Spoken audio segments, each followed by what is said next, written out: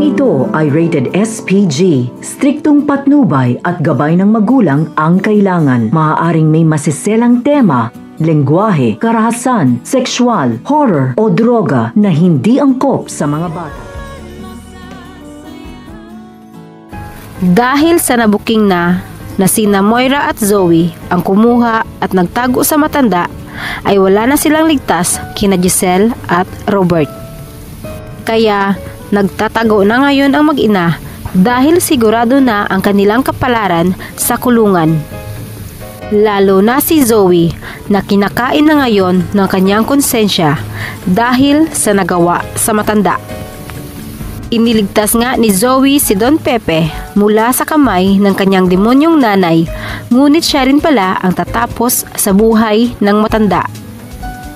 Nagkakandara pa na sina Moira at Balahadja sa paghahanap kay Don Pepe na nakatakas at hindi nila alam na si Zoe ang tumulong dito. At habang nakikipag-usap si Zoe kay Moira sa telepono, ay nagkaroon ng pagkakataon na makatawag si Don Pepe kay Giselle at sinabi ang buong katotohanan kung sino ang nasa likod ng kanyang pagkawala.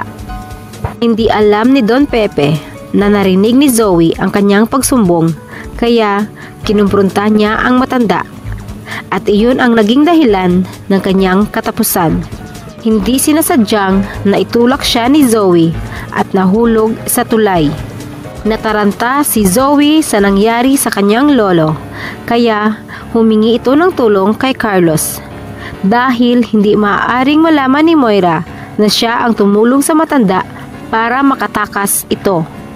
Umiiyak siyang nagpapaliwanag na nagtalo sila ng matanda at hindi niya sinadyang na itulak ito at nahulog sa tulay. Samantala, kinumpirma ni Giselle na ama niya ang nagmamay-ari ng tungkod na nakita ng mga pulis na kanilang sinugod ang pinagtataguan ni Moira at Balahadja. At ngayon ay sobra-sobra na ang pag-aalala ni Giselle para sa ama dahil hindi ito nakita ng mga pulis, ngunit nagawa pa nitong tumawag sa kanila. Nagsumbong na sina Moira at Zoe ang nasa likod ng kanyang pagkawala. At ngayon, hindi na nila makontak at wala silang alam na nasa panganib na ang buhay ng kanilang ama. Sa kabilang banda, dahil sa hindi mapakali si Annalyn at gustong malaman at makita ang kanyang lolo, ay sumunod ito sa lugar na pinagtaguan sa matanda kasama si Doc Lindon.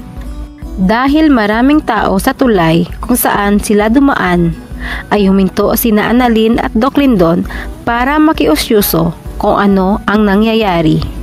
Dito napag-alaman niya na may tao umanong nakita sa ilalim at hindi nila alam kung buhay pa ito. Biglang kinabahan si Annalyn kaya gusto niyang makita at makumpirma ang kanyang hinala.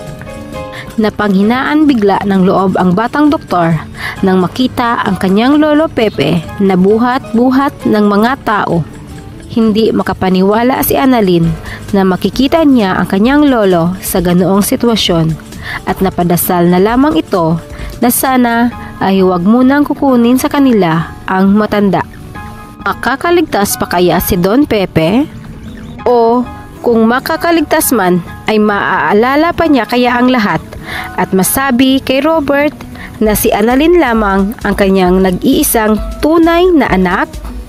Atin lamang aabangan dito lamang sa Abot Kamay na Pangarap.